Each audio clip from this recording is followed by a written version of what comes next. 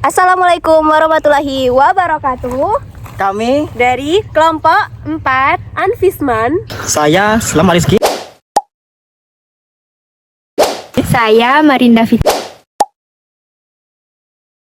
Saya Tiara Jenit. Saya Sinta Emeralda. Saya Indah Hairunisa. A few moments later.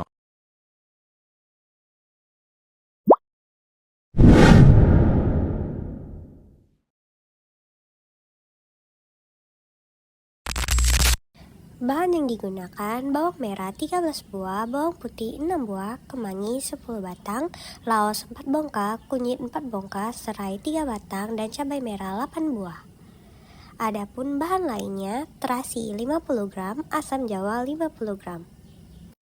Selanjutnya ada penyedap rasa 11 gram dan ikan nila sebanyak 5 ekor.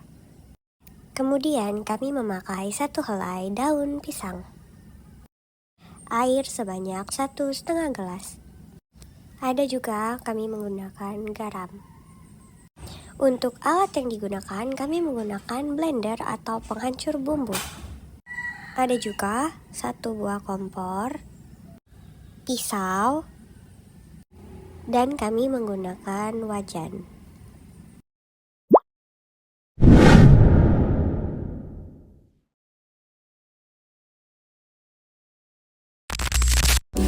Cuci bersih ikan nila yang sudah dibuang kotorannya sembari mengkerat-kerat tubuhnya.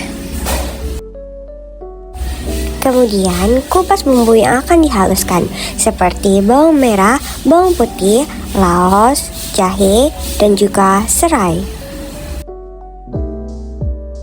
Setelah itu potong kecil bumbu yang akan dihaluskan.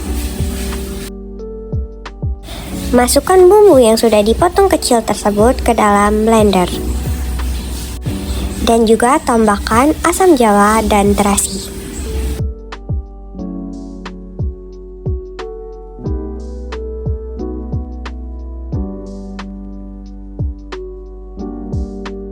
Tambahkan sedikit air untuk memudahkan proses penghalusan.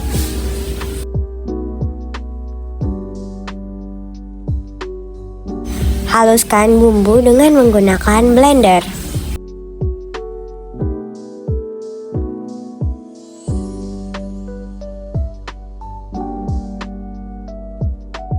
Tambahkan penyedap rasa ke ikan yang sudah dibersihkan sebelumnya. Setelah itu, tambahkan juga garam. Setelah bumbu dihaluskan, tuangkan bumbu ke atas ikan yang sudah ditambahkan penyedap rasa dan juga garam. Ratakan bumbu halus agar bisa meresap ke dalam ikan. Setelah itu, marinasi ikan selama 30 menit.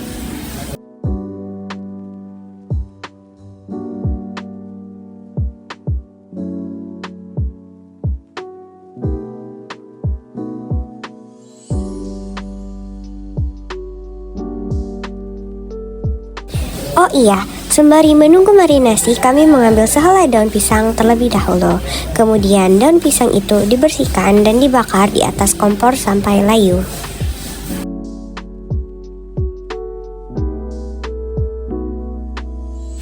Kurang lebih akan seperti ini prosesnya.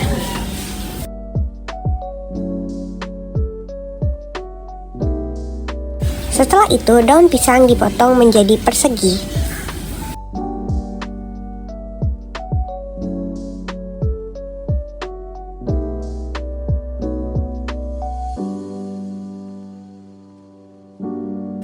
Kemudian ikan diletakkan di atas daun pisang yang telah dipotong-potong.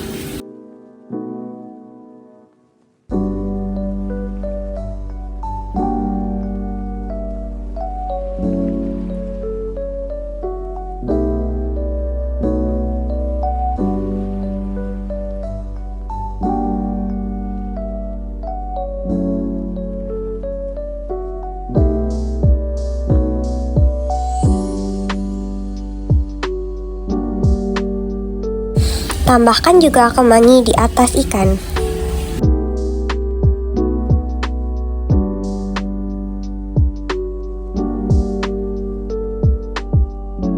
Lipat daun pisang sampai menutupi ikan.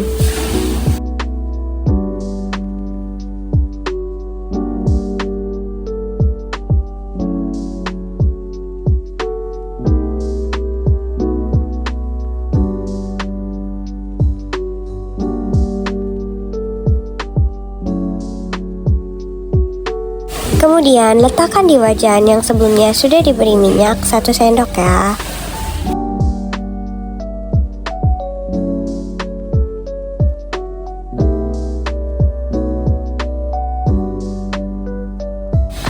Jangan lupa untuk membalik ikan sembari memastikan ikan matang sempurna.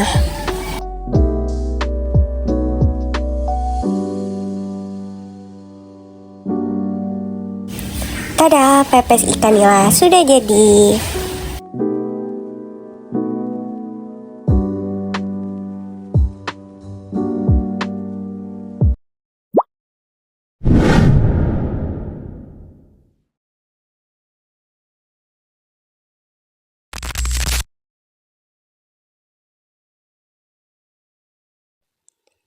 Daun pisang biasanya terletak tinggi sehingga untuk menjangkaunya kita perlu mengangkat tangan ke atas yang melibatkan otot-otot di bahu, lengan, dan juga punggung. Nah, otot yang berperan di sini yaitu otot deltoid, otot di punggung, serta otot bisep dan juga trisep. Ketika memotong daun pisang, seringkali terkena getah dan juga menghindari serangga yang menyebabkan gerak refleks. Untuk memotong daun pisang dengan rapi, dibutuhkan koordinasi motorik halus antara mata dan tangan. Mata akan membantu menentukan garis potong, sementara tangan melakukan gerakan yang presisi. Saat menggunakan pisau, otot-otot yang terlibat mencakupi otot bisep dan juga trisep di lengan untuk mengangkat dan menahan posisi pisau. Gerakan menekan ke bawah saat memotong daun melibatkan otot ekstensor di pergelangan tangan dan otot fleksor di lengan bawah yang bekerja sama untuk memotong dengan tekanan yang cukup.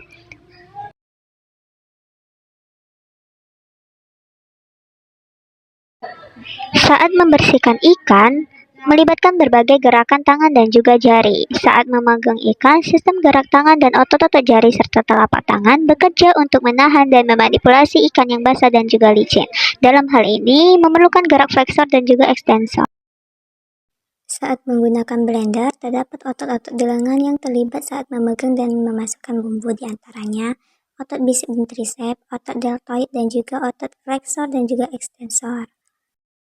Saat meremasi bumbu, saraf sensoris merasakan tekstur dan juga suhu pada bumbu.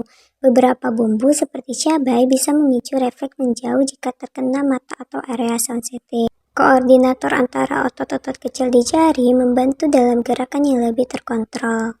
Ketika membungkus daun pisang, otot-otot di tangan, lengan, dan bahu bekerja untuk menjaga keseimbangan dan ketelitian dalam membungkus. Membungkus daun pisang melibatkan keterampilan motorik halus dan juga kasar. Pada mulanya, daun pisang terlebih dahulu dipanaskan. Nah, gerakan refleks ringan terjadi jika daun pisang itu panas, di mana saraf sensoris di jari merespon terhadap suhu tinggi menyebabkan refleks cepat untuk menarik tangan menjauh. Pada saat meletakkan pepes di atas wajan yang panas, gerakan meletakkan dan juga membalik pepes tersebut memerlukan penggunaan otot-otot di tangan dan juga lengan, pergelangan tangan, serta sering bergerak secara fleksibel untuk menjaga keseimbangan bungkusan pepes saat membalikkan. Secara bersamaan, gerakan refleks akan segera aktif jika kulit tangan atau jari terkena wajan panas.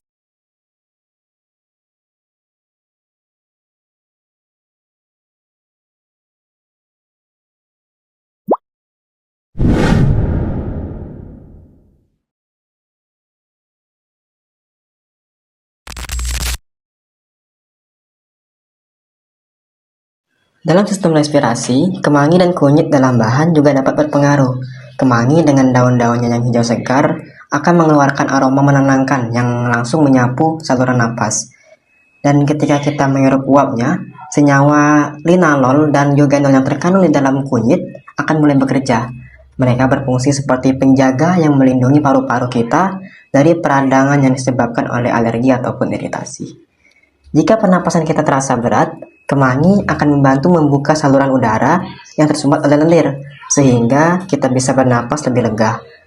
Ada kekuatan alami dalam setiap helaian daun kemangi, seakan menenangkan paru-paru yang lelah setelah seharian terpapar polusi. Dan juga di sisi lain ada kunyit, rimpang emas yang dikenal sejak lama dalam dunia pengobatan. Ketika kunyit dipotong, senyawa kurkumin yang tersimpan di dalamnya mulai menunjukkan kekuatannya. Kurkumin adalah pelindung paru-paru yang akan melawan peradangan yang sering membuat kita terasa sesak, seperti saat serangan asma ataupun bronkitis. Ia akan bekerja seperti pelumas, menghaluskan saluran pernapasan yang kaku akibat peradangan. Tidak hanya itu, kunyit juga menawarkan perlindungan dari radikal bebas.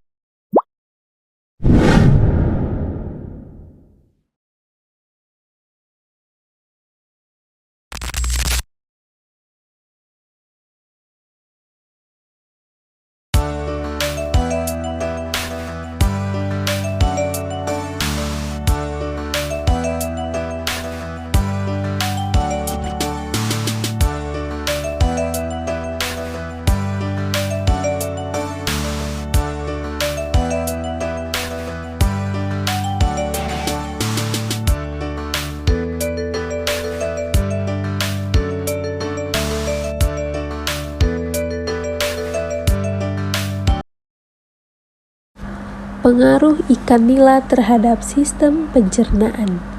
Ikan nila dikenal sebagai sumber protein yang baik dan mudah didapat. Protein dalam ikan nila membantu memperbaiki jaringan usus yang rusak dan memperkuat dinding usus. Protein dalam ikan nila juga bisa membuat kita merasa kenyang lebih lama. Kandungan asam lemak omega 3 dalam ikan nila memiliki sifat antiinflamasi yang dapat meredakan peradangan pada saluran pencernaan. Asam lemak omega 3 juga membantu menurunkan kadar kolesterol jahat dan trigliserida. Omega 3 juga penting untuk perkembangan dan fungsi otak. Protein dalam ikan nila juga berperan dalam produksi enzim pencernaan yang membantu memecah makanan menjadi nutrisi yang lebih mudah diserap oleh tubuh. Nutrisi dalam ikan nila membantu meningkatkan sistem kekebalan tubuh. Meskipun kandungan seratnya tidak sebanyak pada sayuran, ikan nila tetap membantu melancarkan pencernaan dan mencegah sembelit. Pengaruh kemangi terhadap sistem pencernaan.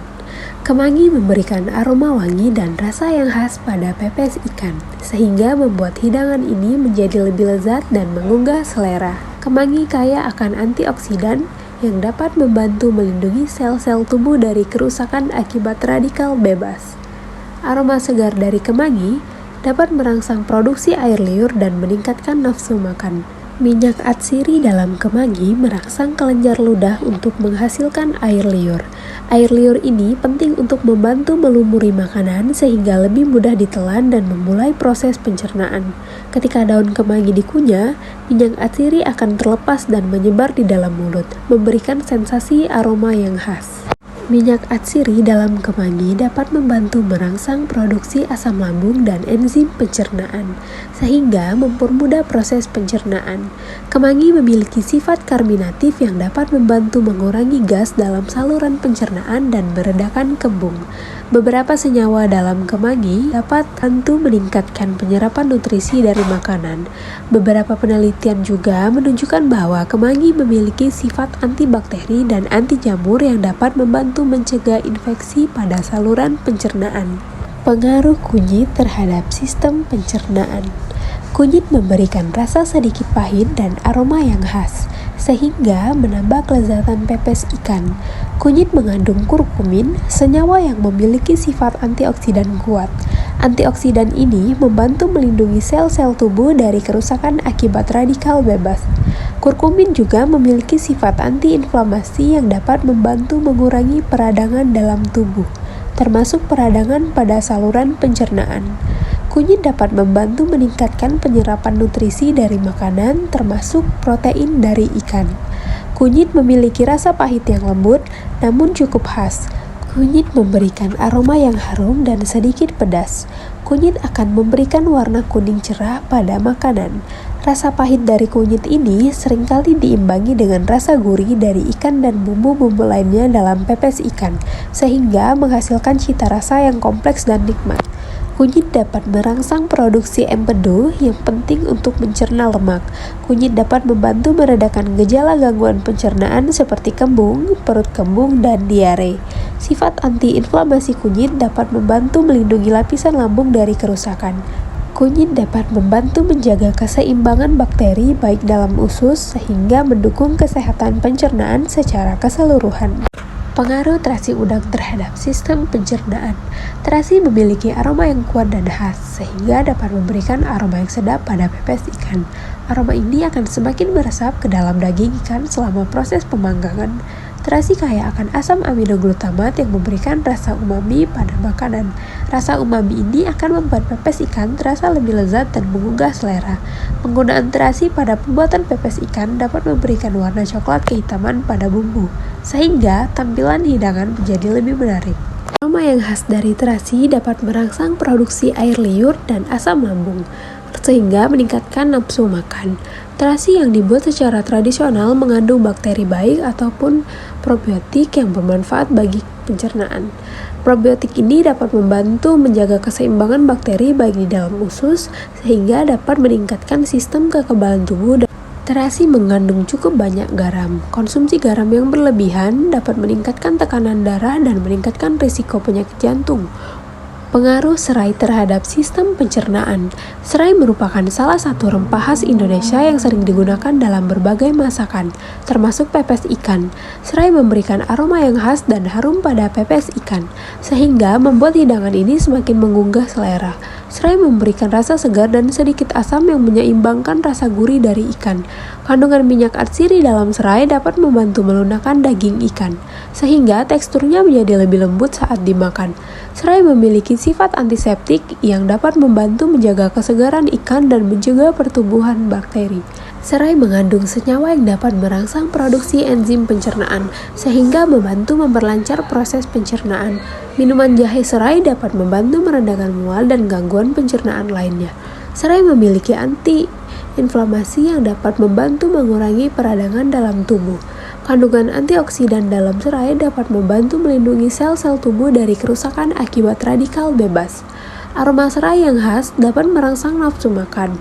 Kandungan senyawa dalam serai dapat membantu meningkatkan penyerapan nutrisi dari makanan. Serai dapat membantu meredakan berbagai gangguan pencernaan.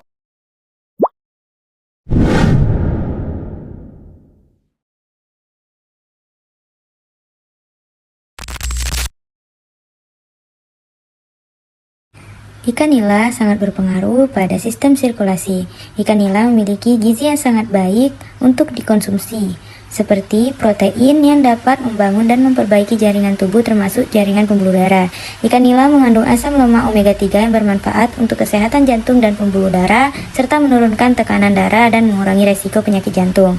Ikan nila juga mengandung vitamin D yang penting untuk penyerapan kalsium dan kesehatan tulang. Kalsium juga berperan penting dalam menjaga kesehatan jantung dan pembuluh darah. Tetapi, jika mengonsumsi ikan nila secara berlebihan dapat meningkatkan kadar kolesterol jahat dalam darah yang meningkatkan resiko penyakit jantung. Selanjutnya, kunyit. Kunyit memiliki potensi yang sangat baik untuk meningkatkan sirkulasi darah, karena kunyit memiliki sifat antiinflamasi yang dapat membantu mengurangi peradangan pada pembuluh darah sehingga meningkatkan aliran darah. Kunyit juga kaya akan antioksidan yang membantu melindungi sel-sel tubuh dari kerusakan akibat radikal bebas yang dapat menyebabkan penyempitan pembuluh darah dan gangguan sirkulasi. Beberapa penelitian menunjukkan bahwa kunyit dapat membantu meningkatkan produksi nitrit oxide dalam tubuh. NO merupakan molekul yang berperan penting dalam melebarkan pembuluh darah sehingga meningkatkan aliran darah. Namun, mengkonsumsi kunyit secara berlebihan dapat menyebabkan anemia dan menghambat penyembuhan luka. Yang ketiga, serai. Serai adalah tanaman herbal yang telah lama digunakan dalam pengobatan tradisional. Adapun pengaruh serai terhadap sistem sirkulasi. Yang pertama, dapat menurunkan tekanan darah. Hal ini dikarenakan terdapat senyawa yang dapat melebarkan pembuluh darah. Serai juga dapat membantu meningkatkan aliran darah yang bermanfaat bagi kesehatan jantung. Serai memiliki sifat antiinflamasi yang dapat membantu mengurangi peradangan pada pembuluh darah. Yang keempat ada terasi. Terasi merupakan bahan makanan yang terbuat dari fermentasi udang atau ikan kecil. Ternyata terasi juga memiliki nilai gizi yang bagus loh, seperti protein yang dapat memperbaiki jaringan pembuluh darah. Terasi juga mengandung beberapa vitamin dan mineral seperti vitamin B12, zat besi, dan kalsium yang penting untuk kesehatan jantung dan pembuluh darah. Tetapi apabila dikonsumsi secara berlebihan, maka akan membahayakan tubuh dikarenakan terasi mengandung garam yang tinggi sehingga dapat meningkatkan tekanan darah dan resiko penyakit jantung. Terasi yang diolah dengan tidak benar dapat mengandung mikroorganisme yang menyebabkan infeksi darah, anemia, dan kerusakan pembuluh darah. Terasi dengan sodium yang tinggi dapat meningkatkan tekanan darah dan meningkatkan risiko penyakit jantung. Yang kelima ada Ocimum basilicum atau yang biasa dikenal dengan kemangi. Kemangi adalah tanaman herbal yang dikenal memiliki aroma yang khas dan sering digunakan sebagai bumbu masakan. Selain aromanya yang khas, kemangi juga memiliki nilai gizi yang tinggi. Kemangi kaya akan antioksidan seperti vitamin C, vitamin E, dan flavonoid.